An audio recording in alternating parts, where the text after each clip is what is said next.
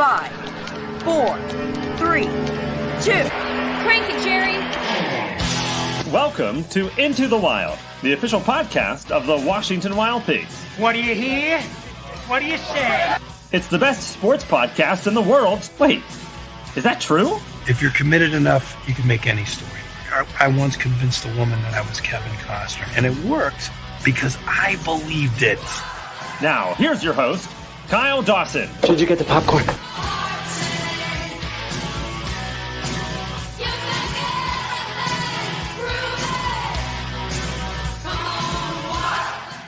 This is our Into the Wild podcast highlights, as well as our post-game show from the Yalls being the first team this year to beat Washington when the Wild Things are the road team. The Wild Things now 9-1 on the year on the road and fall to 13-6. Florence's win moves them to 7-11.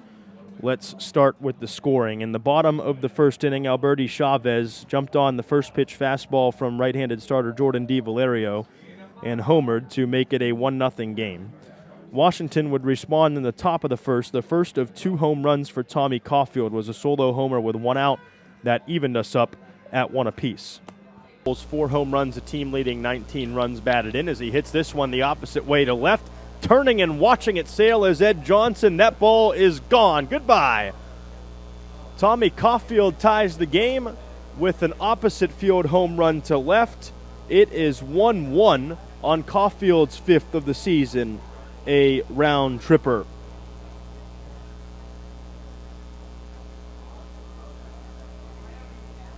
Takes Luke Helton deep. Was taken deep 12 times at Morehead State this year, and now he's been taken deep at the pro level. In the bottom of the second inning, with 2 outs, Langston Ginder stepped to the plate and delivered a solo home run to left field. That made it a 2-1 game. And Florence would add 2 in the bottom of the third. A solo homer with 2 outs by Brian Fuentes. Hank Zeisler would double after that.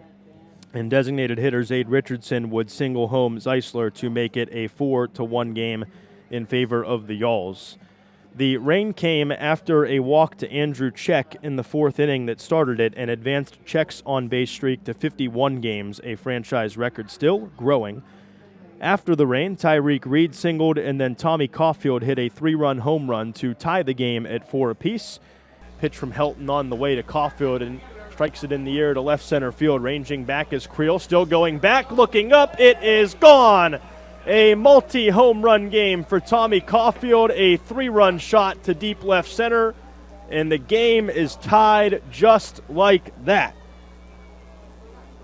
Caulfield with his 6th of the year, the first Wild Thing with a multi-home run performance this season, and it comes in 2 trips to the plate. In the 4th inning, a walk to Robert Chayka, a base hit by J.C. Santini, a stolen base later, and Robert Chayka was at third base for Caleb McNeely, who would ground out to second base to score the run and make it a 5-4 Washington lead. That would last until the bottom of the 5th inning when Hank Zeisler stepped to the plate with a runner on and hit a 2-run homer to give Florence a 6-5 lead. Washington would not tie the game until the top of the 8th inning, but did tie the game there. A leadoff walk to J.C. Santini. He was bunted to second base and then went to third on a ball that got by, which allowed Caleb McNeely to fly out to center for a sac fly that made it a 6-6 game as Santini came across to score. The final run of the game was scored in the bottom of the 10th. It is unearned against Kyungju Kim as Langston Ginder hit a sacrifice fly to left field and won Florence the ball game at the final 7-6. Not going to bother with the totals and other such because I think they're not right, and I don't feel like adding them up right now in this post-game show, so we will have those for you tomorrow, and also, of course, the Frontier League's box score. We'll have that for you later this evening. The winning pitcher in the game is the 10th inning hurler Ben Terwilliger for the Florence Yalls. The loser will be Kyungju Kim. He suffers the loss, does not get a blown save, and it was not an unearned run, so his ERA is still all zeros for the Wild Things this season. But he is tagged for the run on the sacrifice fly, though he came darn close to getting Washington out of that inning. Had he made a little bit less distance on that fly ball, what have you.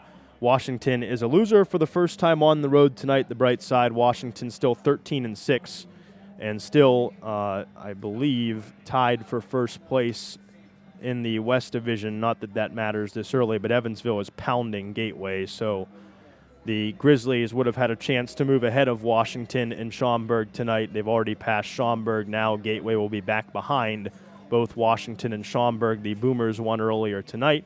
Both of those clubs are 13-6 on the season. We will be back tomorrow, a 1:07 p.m. first pitch on the air about 12:45 with the Tom Bates Show as part of the pregame coverage.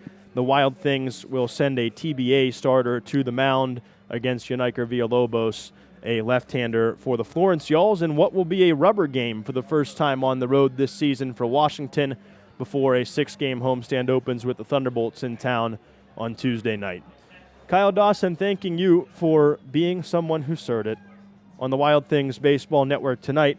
That wraps us up. The final score in 10, Florence 7, Washington 6 on the Wild Things Baseball Network. Catch you on the flip side from Thomas More Stadium. Good night.